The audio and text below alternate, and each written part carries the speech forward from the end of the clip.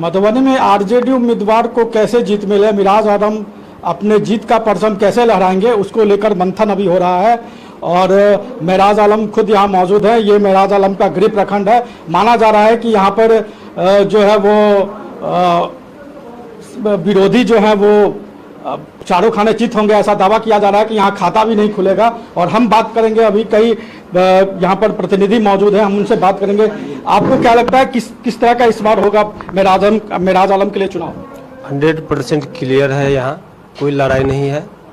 दलगत से उठ के हम लोग यहाँ वोट मिराज आलम को कर रहे हैं।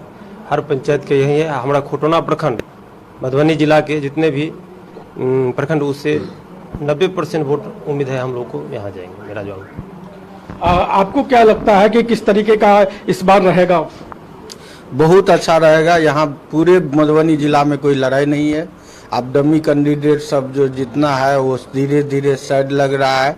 आते आते 1-2 दिन में आप देख लीजिएगा, स्पष्ट हो जाएगा। और मिराज आलम जी निश्चित रूप से बहुत ज़्यादा मतों से चुनाव जीत रहे हैं। यहाँ ये होम ब्लॉक है इनका, इसलिए यहाँ 99% वोट मिराज आलम जी के समर्थन में सारे जनप्रतिनिधि एकजुट मन बना करके देने जा रहे हैं।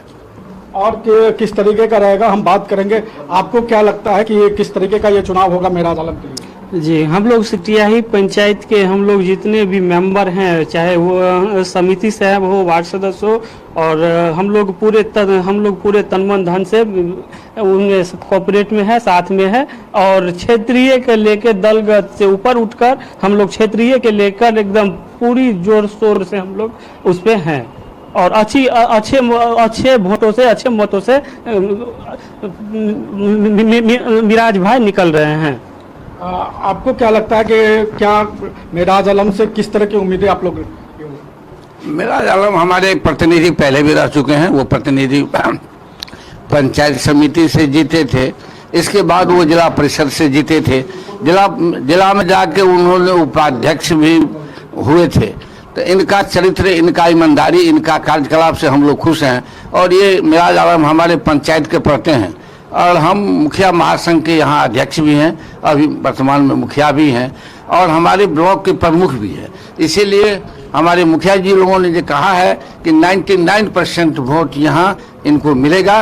और लोग अपना घूमते हैं, आते हैं, जाते हैं यहाँ, लेकिन 99% वोट मिलेगा उनको। यहाँ पे 99% वोट मिलेगा। आपको क्या लगता है कि किस तरीके का इस बार होगा चुनाव? खोटोना प्रखंड वैसे भी राजद का गढ़ रहा है, और मिराज आलम जी यहाँ के स्थानीय प्रत्याशी हैं। राजद के साथ साथ यहाँ जो स्थानीय दलगत भावना से ऊपर उठ करके लोग वोट करने के लिए तैयार हैं। और राजद के अलावे भी लोग हैं यहाँ जो इनके लिए एकदम काम करने के लिए तत्पर हैं। मुझे उम्मीद है कि यहाँ ऐसा मत यहाँ मिलेगा जो कई प्रखंडों में यही खुटोना का वोट जो है सो बराबरी सबको आगे बढ़ाएगा। और भी हम जानना चाहेंगे कि आपको क्या लगता है कि यहाँ पार्टी लाइन से ऊपर उठ के मिराज आलम के लिए लोग आ रहे हैं, जो वोटर हैं वो आ रहे हैं? हाँ, हम पूरे खोटोना प्रखंड के जितने समिति है, और हमारे समितियों में से 26 समितियों की समक्ष में ही एक कैंडिडेट के रूप में है। तो हम 26 समिति मिलकर सब कैंडिडेट हैं, और सब मिलजुल कर हम पूरे खोटोना प्रखंड में जो है समितिगण से सभी से अनुरोध करते हैं, और सब मिलजुल कर हम लोग एक बहुमत देते हैं और मिराज आलम जी जीतेंगे। खोटोना से खुद मिराज आलम प्रखंड प्रमुख है और उनको आरजेडी ने उम्मीदवार बनाया है। आपको क्या लगता है कि यहाँ पर जो और दूसरे विरोधी हैं उनकी स्थिति क्या रहने वाली है यहाँ? जी नहीं, यहाँ पर कोई विरोधी नहीं है। यहाँ पर हम लोग A to Z लेके चल रहे हैं। यहाँ सर्वसम्मति से हम लोग मिराज आलम जी को नेता मान लिए हैं, और शुरू से ये आरजेडी के राजनीति में है। जब से ये राजनीतिक शुरू किए हैं, आरजेडी के बैनर झंडा तले राजनीति किए हैं, अभी भी आरजेडी में है। हम लोग मिराज जी को सर्वसम्मत से वोट देने का काम करेंगे खोटोना प्रखंड में। क्या आपको लगता है कि खुटौना के लिए अगर वो जीत के आते हैं तो खुटौना के लिए कुछ विशेष जो आपके मन में होगा कि जो करना चाहिए इनको? ये तो जरूर करेंगे, पहले भी विकास का काम किए हैं, आगे भी करेंगे।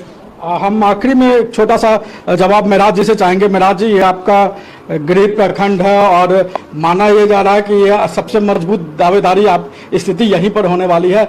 आपको क्या लगता है कि आप जीत के आएंगे तो खुटौना के लिए क्या ऐसा है जो आप चाहेंगे कि करें? सबसे पहले तो आपको धन्यवाद। और ये मेरा गृह प्रखंड है, इसमें हमको जिस तरह से प्यार और समर्थन मिल रहा है, पंचायत प्रतिनिधि में जो हम लगातार चुनाव जीतते आए हैं, इसी ब्लॉक से चुनाव लड़े हैं, तो निश्चित तौर पर तमाम चुनाव जीतते आए हैं इसी जनता प्यार आशीर्वाद से। इस बार भी फिर पंचायत समिति प्रमुख बने इसी जनता और प्यार आशीर्वाद से। और हम ये खुटौना प्रखंड गिरी प्रखंड मेरा है, तो इसमें तो 100% हमको उम्मीद है कि ये वोट हमको यहाँ मिलेगा। और तमाम जिस तरह से हम 2100 प्रखंड के दौरा कर रहे हैं, तो 2100 प्रखंड में ये नहीं बुझा रहा है हमको कि ये मेरा गिरी प्रखंड नहीं है। 2100 प्रखंड में हमको जनप्रतिनिधि का समर्थन मिल रहा है, क्योंकि ये पहली बार जब 2003 से ये स्थानीय निकाय का जो MLC का चुनाव चालू हुआ है, तो पहली बार ये पंचायत प्रतिनिधियों को मौका मिला है कि हमारे बीच से उम्मीदवार दिया गया पंचायत प्रतिनिधि। इसलिए इतना काफ़ी उत्साह है पंचायत प्रतिनिधियों में कि हम लोग इस बार मेरा जो को वोट देंगे। पंचायत समिति के मेंबर है, प्रमुख है, हम लोगों की जात है, भाई है, इसीलिए हम लोग एक पंचायत प्रतिनिधि को हम आगे भेजना है। इसलिए तमाम पंचायत प्रतिनिधि इस बार एकदम एक तरफा मन बना चुके हैं। मेरा जल कुछ लोग ऐसे घूम रहे हैं हवाई में, दिल्ली से पैराशूट उम्मीदवार सब भी इसमें है। कुछ उम्मीदवार ऐसे भी हैं जो कहते हैं हम जीतेंगे तो ये कर देंगे। पहले तो जीते हुए 6-6 साल 2 उम्मीदवार तो है ही है। एक विनोद सिंह 6 साल, क्या कहते हैं सुमन महासेठ 6 साल, 12 साल का तो हिसाब दोनों थे। और तीसरा उम्मीदवार ऐसा भी है जो जनता को भी संबोधन नहीं कर पाता है, और वो भी क्या करते बैलेट पेपर छपा करके कहते हैं कि हम ये करेंगे वो करेंगे। किसी से भी किसी वकील के पास जाइएगा आपको बैलेट पेपर छाप देगा। जो आदमी जनता को संबोधन नहीं कर पा रहा है, उस सदन में जाकर के गूंगी बहरी जो है, सदन में जाकर के क्या जनता का पंचायत प्रतिनिधि का सवाल उठाएगा? जिसको जनता ने 3-3 बार पंचायत प्रतिनिधि में चुनाव लड़ा, पंचायत में जनता उसको नकार दिया, वो चला अभी MLC बनने के लिए। तो सब जनता समझ रही है सब बात। ये थे मेराज आलम, उनका और उनके जो समर्थक है उनका कहना था कि इस बार करीब 100% जो है वो सफलता यहाँ पर खासकर खुटौना प्रखंड में मेराज आलम को मिलेगा। अन्य प्रखंडों में भी स्थिति दूसरे विरोधियों से बेहतर रहेगी। आपको क्या लगता है कि खुटौना के मेराज आलम उम्मीदवार हैं, क्या किस तरह के उम्मीदें? मैं शरीफ अंसारी, मैं RJD प्रखंड अध्यक्ष खुटौना का हूँ। मैंने कई प्रखंड का दौरा किया हूँ, लेकिन जिस तरीके से वो लोकसभा चाहे विधानसभा का चुनाव होता है, जैसे आम जनता के जुबान पे उम्मीदवारों का नाम लड़ता है, उस तरीके से हमारे सभी जनप्रतिनिधि के जुबान पे सिर्फ मेराज आलम की नाम है। मैं एक चीज बतला दूं आपको, ये वोट कौन गिराएंगे, कौन देंगे? जनप्रतिनिधि देंगे। उसमें 6 उम्मीदवार में से एक ही उम्मीदवार है जो कि मेराज आलम है, वही वोट गिरा सकते हैं, 5 ना के गिरा सकते हैं, लेकिन इसके बराबरी में कोई नहीं है। सब जनप्रतिनिधि मिजाज बना लिया है कि भाई मेराज आलम को इस बार विधान पार्षद भेज देना है। ये RJD के कुछ समर्थक थे, वोटर थे, जिनका कहना है कि इस बार चूंकि प्रतिनिधि चुना जाना है, इसलिए मेराज आलम की जीत तय है। कैमरामैन W के साथ मनीष आनंद, मधुबनी।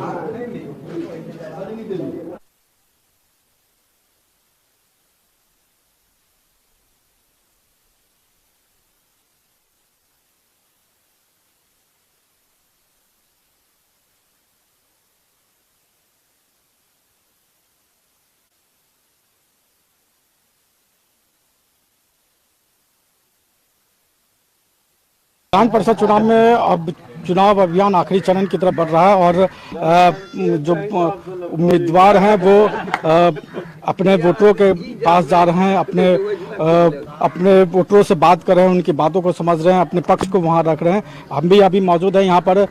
RJD उम्मीदवार अपने वोटरों के पास आए हैं, उनको अपनी बात कहने आए हैं और वोटर अपनी बात यहाँ तक उन तक पहुँचा रहे हैं।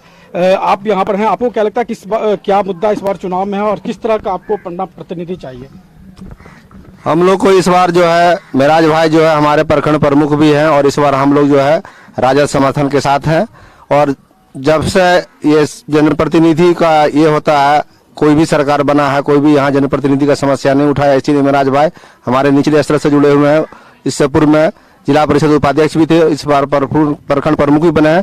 इसीलिए हम लोग को उम्मीद है, आशा है कि जनप्रतिनिधि का समस्या सदन में उठाएंगे, इसीलिए हम लोग उनके साथ हैं। मेराज आलम जनप्रतिनिधि हैं, इसलिए जनप्रतिनिधि के बातों को, दर्द को बहुत अच्छी तरीके से समझ सकते हैं, इसलिए इन लोगों का कहना है कि मेराज आलम उनकी पहली पसंद है। आपको क्या लगता है इस बार किस तरह क्या आप लोग अपना प्रतिनिधि चुनेंगे, किस तरह? हम लोग मेराज आलम को चुन रहे हैं, कहीं कोई संघर्ष नहीं है। अब मेराज आलम निकलेंगे एकदम 100%। और भी कई लोगों से हम बात करने की कोशिश करेंगे। यहाँ पे कई वोटर हैं, कई प्रतिनिधि हैं, अपने अपने वार्ड सदस्य भी हैं, कई तरह के प्रतिनिधि भी हैं। आप बताइए कि आपको किस तरह का नेता चाहिए जो आपकी बात सदन तक पहुंचा सके। देखिए, हम एक बात बताते हैं। हम बाघा कुसमार पंचायत के मुखिया हुए, मोहम्मद कासिम मेरा नाम है। कल हम लोग पूर्व केंद्रीय मंत्री देवेंद्र प्रसाद यादव के लोहिया आश्रम पे पहुंचे थे। वहाँ उन्होंने जो भाषण किया, जो बताए एक बात, वो लोगों को छू लिया। मेराज आलम जी के बारे में बताए कि वो नीचे से राजनीति कर रहे हैं। पहले सबसे पहले पंचायत समिति का चुनाव लड़े, नीचे स्तर का, उसके बाद में फिर जिला परिषद का उपाध्यक्ष बने, फिर उसके बाद में प्रमुख बने, फिर अभी एमएलसी का चुनाव लड़ रहे हैं। तो ये नीचे स्तर से ऊपर आ रहे हैं। तो इस सब जितना भी प्रतिनिधि है, इनके दर्द को ही समझ रहे हैं। इसलिए हम लोग इनके साथ में हैं और इनको ही वोट देंगे और इनको ही वोट दे करके हम लोग इनको जिताने का काम करेंगे। मेराज आलम चूंकि नीचे के स्तर से राजनीति करते हुए ऊपर की तरफ अब विधान परिषद की तरफ जा रहे हैं, तो उम्मीद है इन लोगों को कि मेराज आलम इनकी बातों को, इनके दर्द को, इनकी कठिनाइयों को बेहतर तरीके से समझे। आपको क्या लगता है क्या मुद्दा इस बार रहेगा और आप लोग किस तरह की उम्मीद मेराज आलम से लगाए बैठे हैं? मेराज आलम ऐसा है, मेराज आलम के आगे कोई भी नहीं है। जो कैंडिडेट है, इसके आगे दूसरा कैंडिडेट है ही नहीं।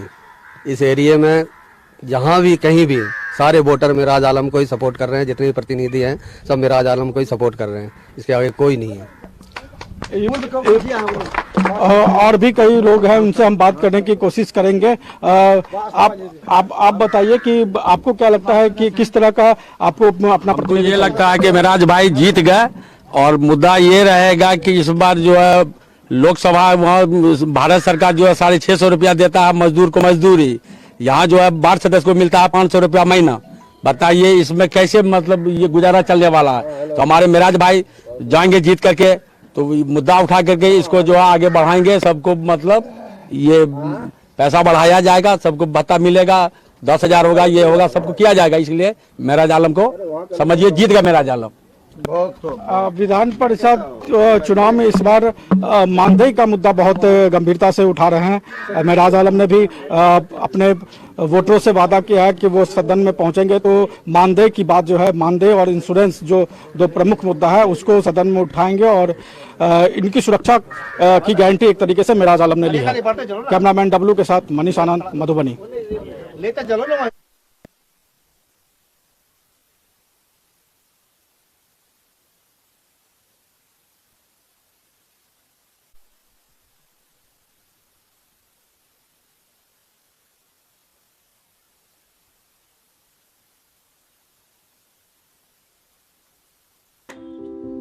लोग यहाँ दिल्ली बंबई में घर पर घर खरीदते जा रहे हैं और एक ये साहब है कि अपना घर बेच दिए। वाह,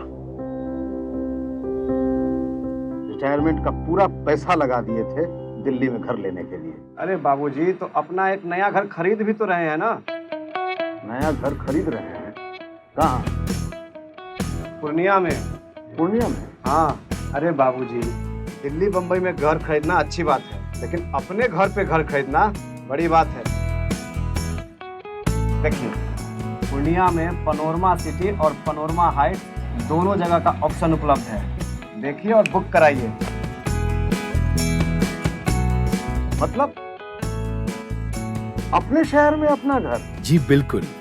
अब कीजिए घर वापसी पूर्णिया के पैनोरमा सिटी और पैनोरमा हाइट में। पैनोरमा सिटी और पैनोरमा हाइट, आपके शहर में आपका अपना घर।